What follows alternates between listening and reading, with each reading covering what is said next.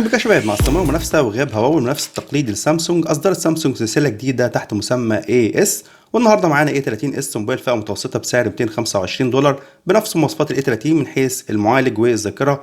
طبعا دقه الشاشه اقل مع بصمه اوبتيكال مدمجه في الشاشه لاول مره في الفئه السعريه دي. وطبعا حبي لسامسونج مش هيمنعني ان انتقد السلسله في نقط ضعف موجوده، وطبعا بدأناها بالاي 10 اس وكان يعني فعلا واحد من اسوأ المكونات الداخليه في تاريخ سامسونج بالمقارنه مع اجهزه سامسونج، مش بالمقارنه مع المنافسين.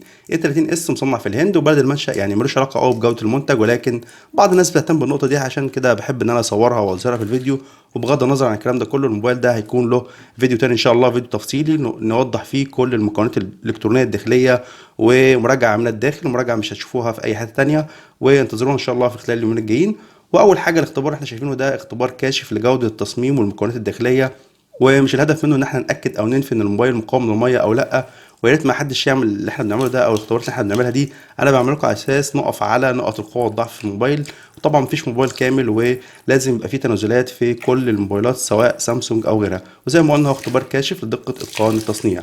كانت مفاجأة ليا ان التليفون في اقل من دقيقتين فصل تماما. طبعا اي حد من حضراتكم متعرض للموقف ده، يعني انا هديله نصيحتي ليه انك فورا لازم تبعته اقرب مركز صيانة يكون قريب منك من شركة الضمان، وتعاملك يكون مع فني يكون يعني انت بتثق فيه او اتعاملت معاه قبل كده، لان حل الموضوع سهل جدا جدا. والفني ممكن يشتغلك بقى يقول لك الشاشة محتاجة تتغير، وطبعا التليفون بيبقى اتفتح او دخل له ميه، وبالتالي انت بتمشي معاه وبيحصل مشاكل مع الفنيين. وطبعا نتجنب قصة انك تحط التليفون في الشمس او في الرز او في الحلول، يعني او نستخدم الحلول اللي هي تعتبر مش عملية او ملهاش مرجع علمي، رغم انها نفعت مع بعض الناس ولكن انا ما بفضلهاش.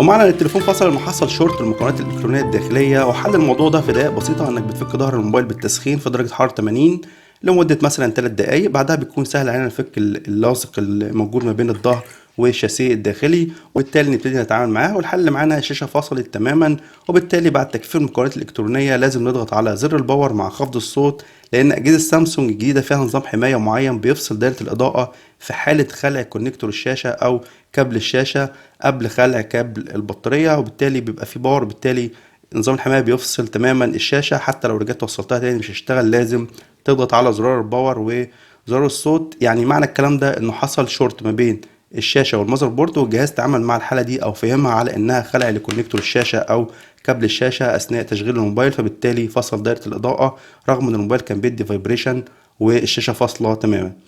رغم ان محتوى القناه موجه للجمهور العادي، الا ان انا بصدد معلومات فنيه محدده لها علاقه بالمحتوى اللي احنا بنتكلم فيه، فبعتذر لو حد مش فاهم المصطلحات دي. ولو تابعتونا في بعض الفيديوهات اللي بننزلها الموضوع هيبقى يعني سهل جدا وسلس جدا، مفيش فيه اي صعوبه فنيه على الاطلاق. التعليق الاخير على الحاله دي هو اننا قدام تنازلات قويه في تصميم الموبايل ممكن جدا تاثر على عمر افتراضي للموبايل، لاننا قدام تقفيل غير محكم وجوانات اغلبها نحيف وغير عملي. حتى لزق الظهر كان ضعيف نسبيا بالمقارنه مع المنافسين، وحتى بالمقارنه مع نفس الفئات الموجوده في سامسونج الاي والاس، وبالتالي لزق الظهر هنا غير عملي وضعيف نسبيا مع وجود تنازلات في تقفيل الموبايل. زي ما هنشوف برضو في المراجعه التفصيليه للمكونات الالكترونيه الداخليه في تنازلات واضحه في الموبايل طبعا، ولكن زي ما قلنا مفيش موبايل كامل سواء من ناحيه خامات التصنيع او السوفت وير او الاثنين مع بعض.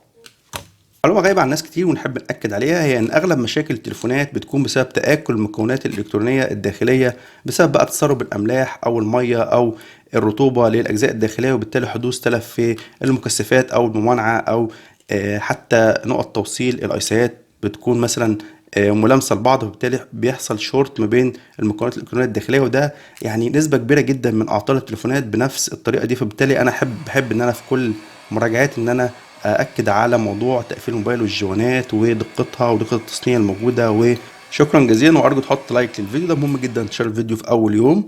وأشكر الناس اللي بتتفاعل بشكل مستمر مع الفيديو. حاجة أخيرة، صندوق الوصف فيه لينكات شراء من سوق وجوميا، أرجو تستخدمها عند الشراء لأن ده بيفيد شوية في تطوير المعدات وتطوير المحتوى، لأن باخد نسبة بسيطة من ربح التليفون. طبعا أنت مش هتدفع أي حاجة زيادة. وشكرا جزيلا لحضراتكم وإلى اللقاء.